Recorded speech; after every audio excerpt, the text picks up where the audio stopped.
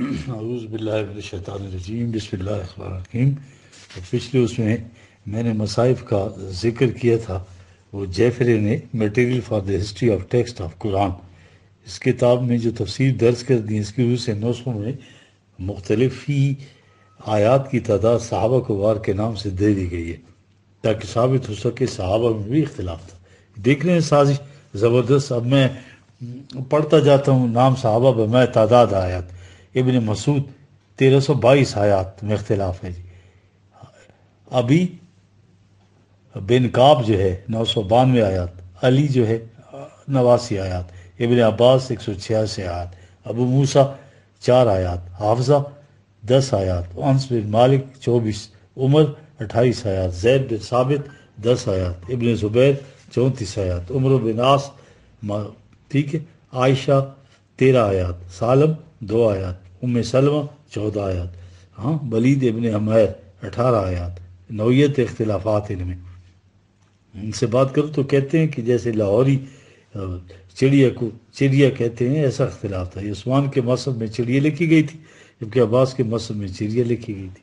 عربوں کے مختلف قبائل تھے، چونکہ ان قبائل کے اس قسم کے فرق ہوتے تھے تو اللہ تعالیٰ نے مختلف قبائل کی زبان میں اتنے قرآن نازل کر دی۔ سنیے قرآن نے تو اس کو بے لسان عربی مبین کہا ہے یار، 26/195، یعنی السنہ نہیں کہا بلکہ لسان کہا ہے۔ السنہ جمع ہے، واحد استعمال کیا ہے۔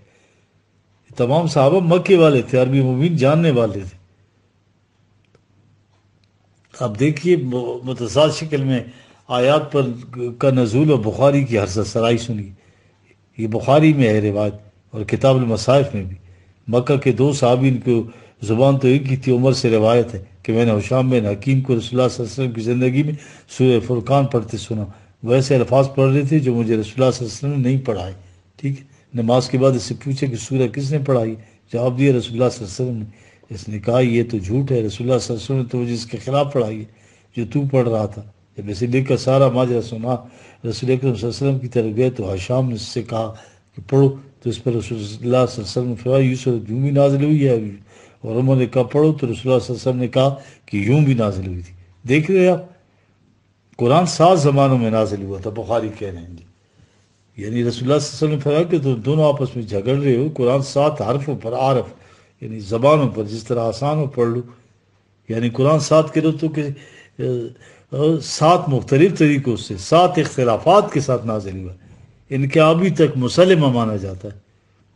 اب شیعہ اور سنی کی حضرات کے مابین جو متع ہے، سنی نکاح کو دائمی عقد جو موت اور طلاق سے ختم ہوتا ہے، نہ اس میں مدت کا تعین ہے، بلکہ شیعہ حضرات اسے وقتی معاہدہ بھی مانتے ہیں، اسے متع یعنی ایک مدت تک مانتے ہیں۔ سورہ نساء کی آیت وہ الا لکم ما وراء ذالکم ان تبتغوا باموالکم محسنین غیر مسافرین 4/24، اور اس کے علاوہ جو ہے تمہاری حرام ہے، اس طرح اپنے مالوں سے نکاح چاہو تو کر لو، نہ کہ شہوت رانے کے لیے۔ فمستطعتم بہ منہن تھی، تو ان کو مہر مقررہ کے بعد ان سے گھریلو زندگی کا فائدہ اٹھاؤ۔ یہ 4/24 آیت ہے، یعنی شہوت رانی مقصود نہ بلکہ گھریلو زندگی گزارنے کے لیے۔ فمستطعتم بہ منہن، یعنی یہ تو زندگی بھر کا معاہدہ ہے جو موت یا طلاق سے ٹوٹے گا۔ اب شیعہ حضرات متع کے قائل ہیں، جس میں مرد اور عورت ایک مدت معینہ کے لیے مباشرت کا معاملہ طے کر لیتے ہیں اور اس عورت کو جنسی تعلق کا معاوضہ دے دیتے ہیں۔ اوپر کی آیت لکھنے کے بعد کہتے ہیں عبداللہ بن عباس کی قرأت میں یہ آیت یوں آئی تھی، فَمَسْتَمْتَعْتُمْ بِهِ مِنْهُنَّ إِلَىٰ أَجْلٍ مُّسَمًّى، یہ اجل مسمى اضافہ کر دیا، یعنی ایک متعین مدت کے لیے فائدہ اٹھاؤ۔ اس اضافے سے متع کا سند تلاش کرتے ہیں۔ سنی پھر اس آیت میں اس اضافے کے قائل ہیں، سنی بھی قائل ہے، کوئی اس روایت کو جھوٹا کہنے کی سنی بھی ضرورت نہیں کرے گا۔ دوسرا اختلاف ہے پاؤں میں دھونا یا یہ مسح کرنا۔ وضو کے احکام دیکھیے نا، پڑھ یہ 5/6 میں ہے۔ یا ایھا الذین آمنوا اذا قمتم الی الصلاۃ فاغسلوا وجوہکم وایدیکم الی المرافق وامسحوا برؤوسکم وارجلکم، لام کے اوپر صبر ہے، الی الکعبین، پاؤں کو تخنوں پر دھو لو۔ ارجلکم کی 2 قرأتیں متواتر ہے۔ ابن عامر کی قرأت ارجلکم لام پر زبر ہے اور ارجلکم بکسر لام، یہ اعراب کا فرق ہے۔ قرآن میں زبر کے ساتھ ہے اس کے پاؤں دھونا، جبکہ لام زیر کے ساتھ ہو تو معنی مسح کرنا کے ہو جائیں گے۔ اب اگلی سازش سنیے جی۔ عثمان نے 6 زبانوں والے قرآن جلا دیے. کیوں بھائی؟ عثمان کو کیا اتھارٹی تھی؟ مودودی صاحب بھی فرماتے ہیں کہ قرآن 7 قرأت تو 7 زبانوں میں نازل ہوا. رسول اکرم صلی اللہ علیہ وسلم نے صحابہ کو 7 زبانوں میں دیا. عثمان کے زمانے تک یہ 7 زبانوں میں قرآن محفوظ رہی. عثمان نے 6 زبانوں کے قرآن اپنی مرضی سے جلا دی، ایک زبان والا باقی رکھا. نہ تو اللہ کا حکم نہ رسول کا. یہ ہیں وہ شیطان جو قرآن میں تو رد و بدل نہ کر سکے، مگر قرآن کی حیثیت کو بذریعے ان روایات مشکوک کرنے کی کوششوں میں لگاتار مصروف رہے، اور ابھی تک مصروف ہے ان کے پیروکار. یاد رکھو ہمارا یہ ایمان ہے کہ لفظ حرفاً الحم سے انداز تک بعینی وہی ہے جسے رسول کریم صلی اللہ علیہ وسلم پر وحی کیا گیا، اور جسے رسول اکرم صلی اللہ علیہ وسلم نے امت کو دیا، لیکن ان کے ہاتھ قرآن تک بھی جا پہنچے. دیکھیں نبوت باطلہ کا ثبوت اختلاف قرت سے. اب دیکھیں عباس کی قرت میں ہے نا، وما ارسلنا من قبلک من رسول ولا نبی الا اذا تمنا 22/52. اور آگے یہ ایڈ کیا ہوا ہے ولا محدث، یعنی اللہ سے خبر پانے والا. محدث سے مراد حدیث بیان کرنے والا، اور محدث دال کے اوپر زبر ہے، ولا محدث، ٹھیک ہے، یعنی خبر پانے والا. اور محدث سے مراد حدیث بیان کرنے والا.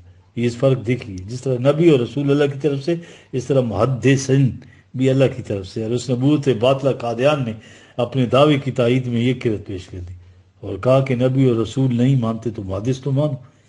یعنی بات تو معمور من اللہ ہونے کی ہے نا جی. ملاوٹ کرنے والے شیاطین، وہی میں اس طرح کی تعریف کرنے والے کو شیاطین کہا گیا. یہ نبی کے اپنے ہی نام لیوا تھے. اگر دوسرا کرتا تو فوراً پکڑا جاتا. اس کے بعد دوسرا نبی آ کر اللہ کی وحی کی بنا پر اس آمیزش کو الگ کر دیتا تھا، پھر دین کو اصلی شکل میں پیش کر دیتا تھا. فَلْيَنْسُخِ اللَّهُ مَا يُلْقِي الشَّيْطَانُ ثُمَّ يُحْكِمُ اللَّهُ آیَاتِهِ 22/52. آمیزش منسوخ کر کے آیت کو حکم کر دیتا. اب رسول تو خاتم النبیین ہے، اس کے بعد تو نبی آنا نہیں تھا، تو اس کی حفاظت کا ذمہ اللہ نے لے لیا. اب اس میں کچھ ملانے کا امکان نہ رہا تو کیا انہوں نے؟ اب ملانے والے باز تو نہیں آ سکتے تھے اپنی سازشوں سے. انہوں نے اس آمیزش کی نئی تدابیر سوچی. اب یہی کچھ کیا جائے گا جو پہلے کرتے تھے. اب کتاب تو محفوظ، تو اب ان سازشوں کا جائزہ ذرا لیجیے. یہ 7-8 سازش ہے جی، میں مختصر ان کو بیان کرتا ہوں جی. پہلی سازش، قرآن تو محفوظ رہا مگر 500 آیات منسوخ کر دی. یہ ناسخ و منسوخ کی آیت قرآن کے احکام و حقائق کے متعلق تھی. مابعد طبیعت کے ناسخ کی بات ہی نہیں تھی. ٹھیک ہے، بات تو متشابہات کی نہیں تھی، بات تو ساری احکام کی ہے. یہ اتنے احکام منسوخ کر دی. یہ تھی ان شیاطین کی سازش. دوسری سازش کیا کی؟ کچھ آیات تو قرآن میں تو شامل نہیں مگر ان کا حکم چلتا رہا.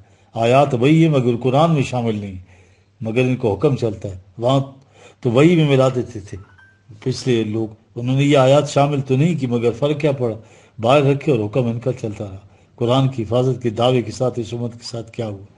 کیا ذہن میں آ سکتا تھا کہ جو پچھلے رسولوں کے ساتھ ہوا خاتم النبیین کے ساتھ بھی یہی کچھ ہوگا؟ تیسری سازش، مختلف قرتوں کا عقیدہ. قرتوں سے مراد یہ نہیں کہ پڑھنے کا لہجہ مختلف ہے بلکہ الفاظ کا اختلاف. اور یوں بھی نازل ہوئی تھی اور یوں بھی، جس طرح میں بالکل بتا چکا ہوں.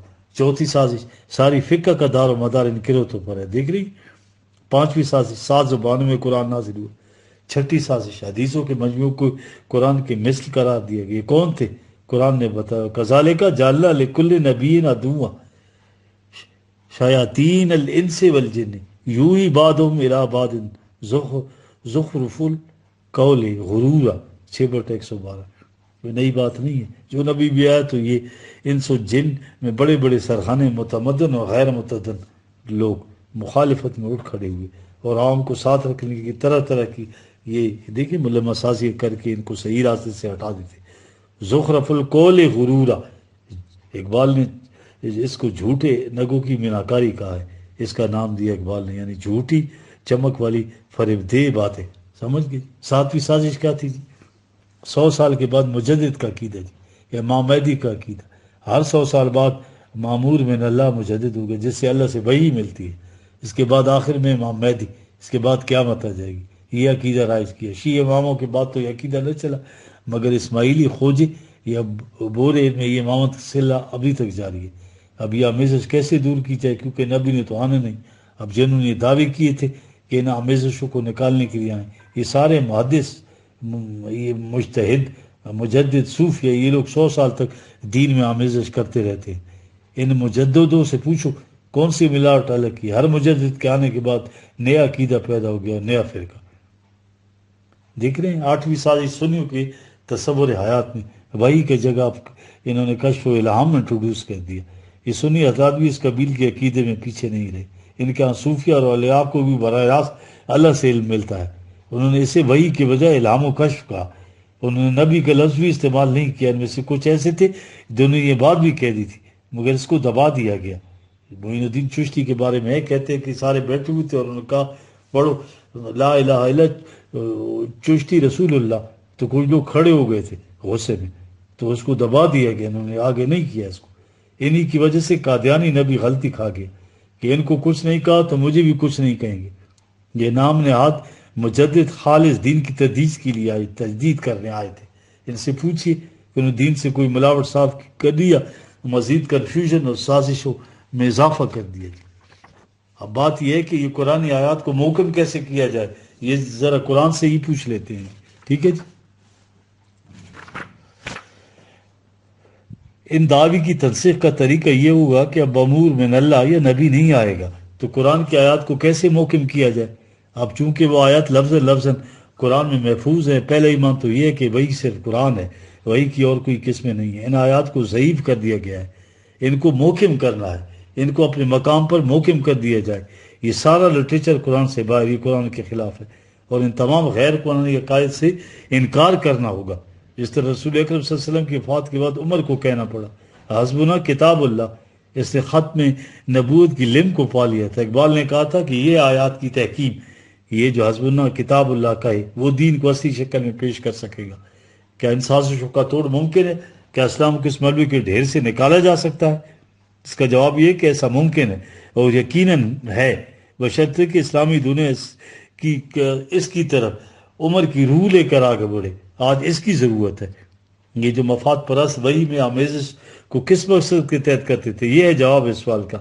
کس لیے؟ لیجعل ما یلقی شیطان فتنة للذین فی قلوبہم مرض وقاسیۃ قلوبہم وان الظالمین لفی شقاق بعید. 22-53 وحی کا آمیزش جو یہ مفاد پرست کرتے تھے، یہ ان لوگوں کے لیے جو خود بھی مفاد پرستی کے مرض میں مبتلا تھے، جن لوگوں کے دل حقائق کو قبول کرنے میں سخت ہو جاتے تھے. قاسیۃ القلوب، ٹھیک ہے، قلوب مرض، یہ ان لوگوں کے لیے جو خود مفاد پرستی کے مرض میں مبتلا تھے، ٹھیک ہے، یا جن لوگوں کے دل حقائق قبولنے میں سخت ہو جاتے تھے. سمجھ کے قرآن سب کو بتا رہا ہے، وہ خود بھی اس فتنے کا شکار ہوتے اور ان لوگوں کو بھی اسے دوچار کر دیتے تھے. اور کیا آپ نے کہ ظالم قانون خداوندی کی مخالفت میں اس قدر انتہا تک چلے جاتے تھے کہ واپسی کا راستہ نہ رہی. انتہا تک کی مخالفت کرنے والے، اس لیے اللہ ان آیات کو محکم کرتا تھا تاکہ لوگوں کے لیے فتنے کا باعث نہ بنے. فی قلوب مرض، یہ 2/10 مفاد پرستیوں کی بیماری یا منافقت کے مرض میں مبتلا تھے. یہ پلیز ٹوٹتی مذہبی پیشواریت جو جانتے بوجھتے ایسا کرتے تھے. یکتبون الکتاب بایدیہم ثم یقولون ھذا من عند اللہ لیشتروا بہ ثمنا قلیلا.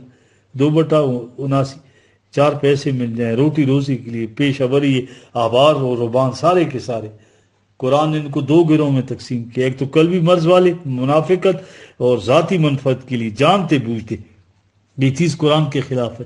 دوسرے وہ جو اندھی تقلید کرنے والے، جس کی سوچنے سمجھنے کی صلاحیتیں مفقود ہو گئی ہوں، ان کے دل پتھر کے ہو گئے ہوں.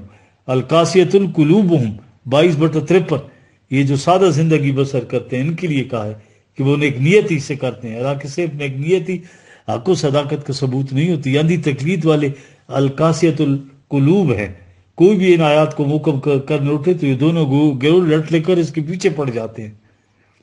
خط نبوت سے قبل تو دوسرا رسول آ کر ان آیات کو دوسری آیات سے محکم کر دیتا تھا تو یہ سلسلہ بند ہو گیا. وما محمد الا رسول قد خلت من قبل الرسل افإن مات أو قتل لانقلبتم على أعقابكم ومن ينقلب على عقبيه فلن يضر الله شيئا. یہ 3/144 یہ تھا اعلان شخصیت پرستی کے خاتمے کا. اس لیے ختم نبوت والی قوم کو دنیا میں تو سب سے زیادہ آزاد ہونا چاہیے تھا، جو سب سے زیادہ غلام ہو گئی ہے.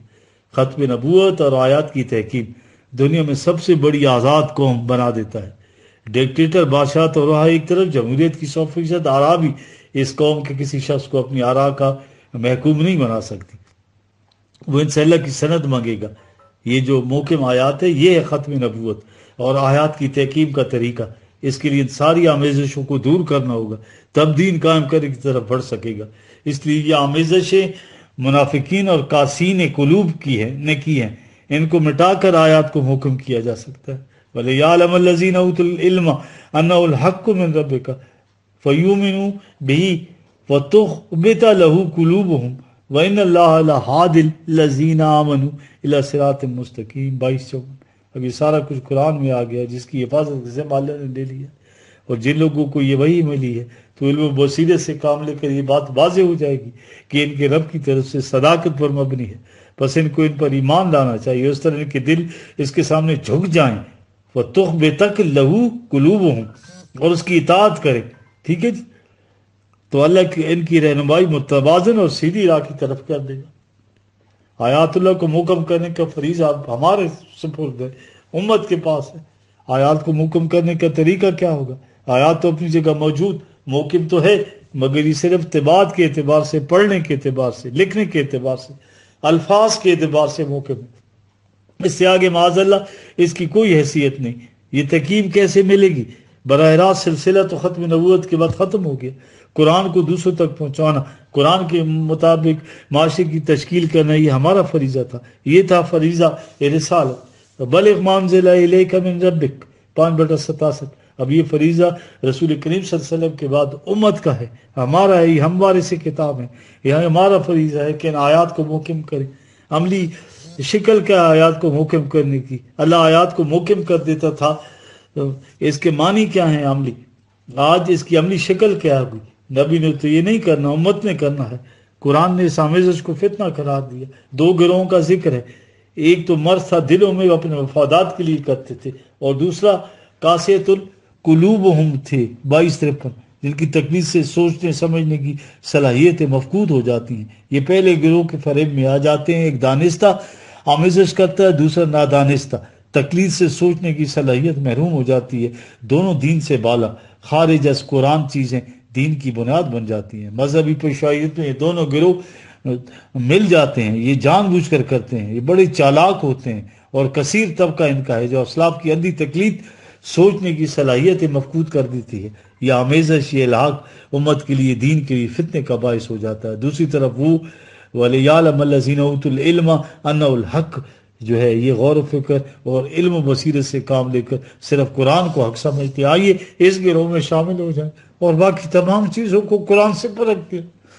یہ فکری طور پر سمجھ کر دل میں اس کا یقین کرتے ہیں۔ صرف فکری طور پر قرآن کو سمجھ لینا کافی نہیں ہے، یاد رکھیے۔ پہلی چیز تو العلم کی روح سے ایمان لانا ہے، العلم وہی، یہ ناگزیر شرط ہے۔ اس کے بعد وَتُخْبِتَ لَهُ قُلُوبُهُمْ 22-54، ان کے دل نرم ہو کر جھک جائیں، اطاعت اختیار کریں، تو قرآن سیدھے راستے کی طرف ان کی رہنمائی کرے گا۔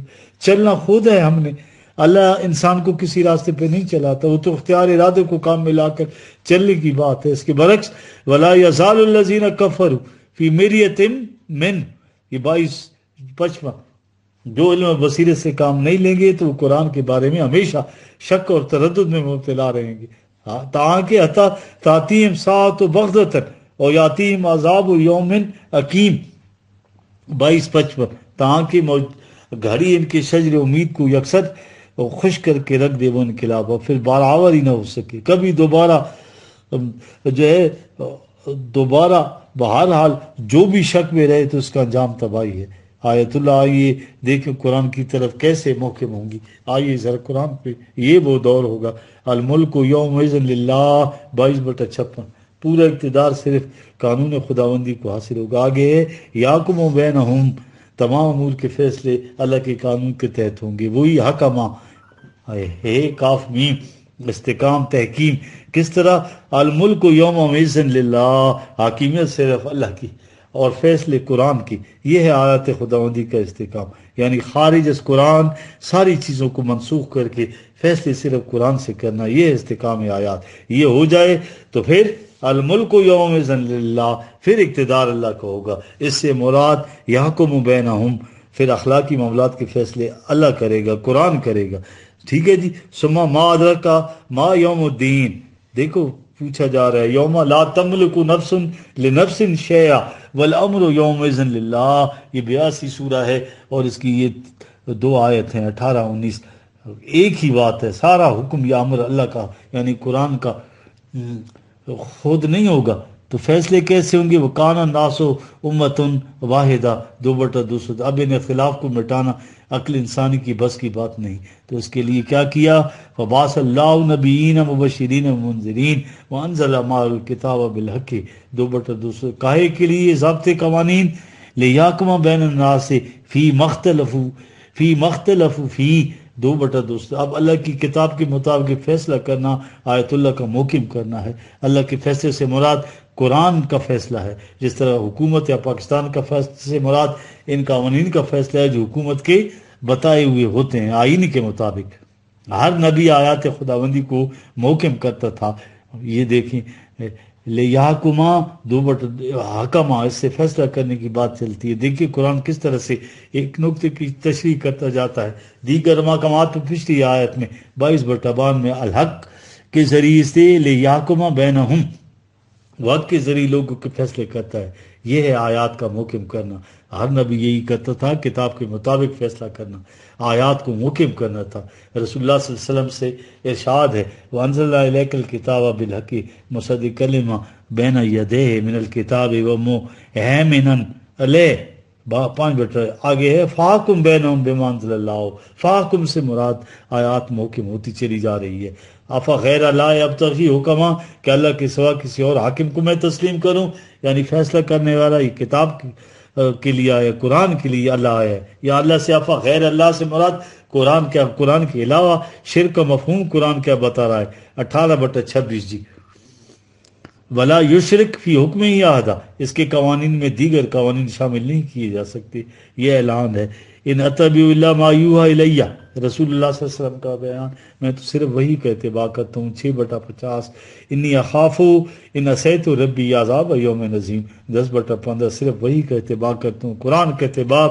وَأُوحِیَ الیہ حاضل قرآن, یہ اب قرآن میری طرف نازل کیا گیا. الکتاب وہی, اطاعت سے مراد قرآن ہے. اختلافات صرف قرآن سے دور ہو سکتے ہیں.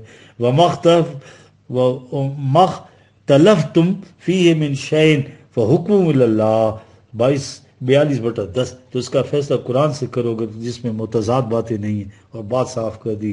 وَمَنْ لَمْ يَحْكُمْ بِمَا أَنزَلَ اللَّهُ فَأُولَٰئِكَ هُمُ الْكَافِرُونَ. 5 یہ بات آیات کو محکم کرنے کی ہے. ان آیات کو محکم نہیں کریں گے تو کافر ہیں. دیکھ رہے ہیں آپ, آئین اور قوانین, تغیر و تبدل کا حسین امتزاج.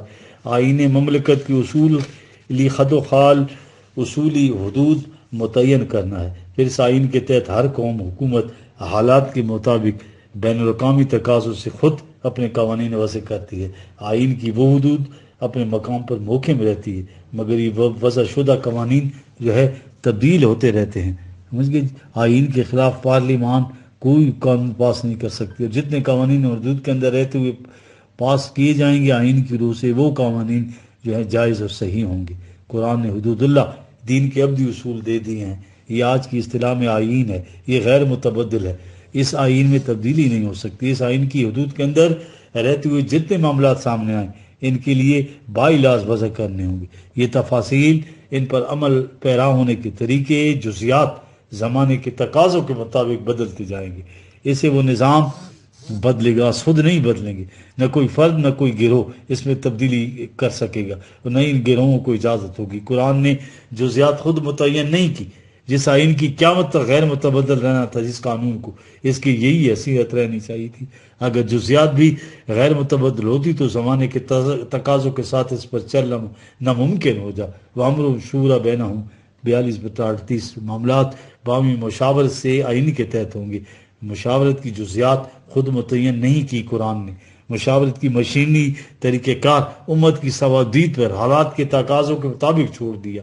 یا وہ امت جو امت واحدہ ہو گئی, اور ملت اسلامیہ وہ ہوگی جو قرآن کو اپنا آئین بنائے گی. وَمَن لَمْ يَحْكُم بِمَا أَنزَلَ اللَّهُ فَأُولَٰئِكَ هُمُ الْكَافِرُونَ. اس کے علاوہ سارا شرک ہے. قُلْ إِنَّمَا أَدْعُو رَبِّي وَلَا أُشْرِكُ بِهِ أَحَدًا. 72/20. میں تو صرف اللہ کے قوانین کی اطاعت اور اس کے ساتھ کسی اور کو نہیں شریک کرتا، اس کی تجویز قدر نظام کے مقابلے